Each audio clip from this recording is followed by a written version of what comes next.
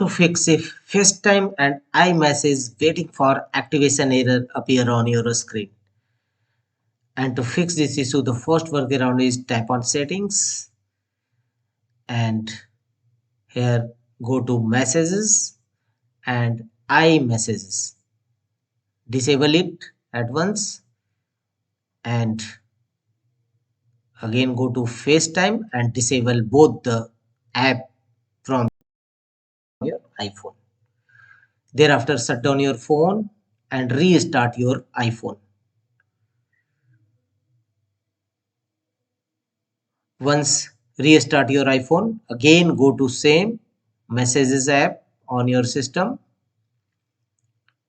on your iPhone, and enable this feature again, iMessages, and also FaceTime app. And definitely you will not receive message activation waiting for activation error on iMessages and iPhone. If not solve this error,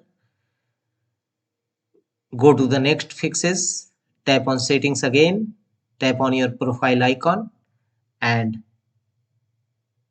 sign out your Apple ID.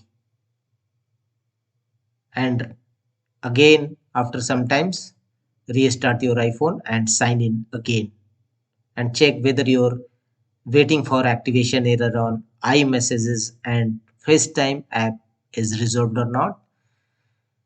If not, go to the next fixes, tap on settings again and here go to general, tap on general and go to date and time and set date and time automatically. Ensure that your date and time setting is set automatically.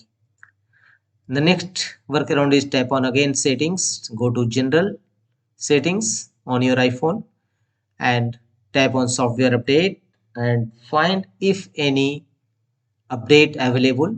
Simply download it and install iOS latest update on your iPhone. Sometimes outdated iOS may be a cause of waiting for activation error on your app.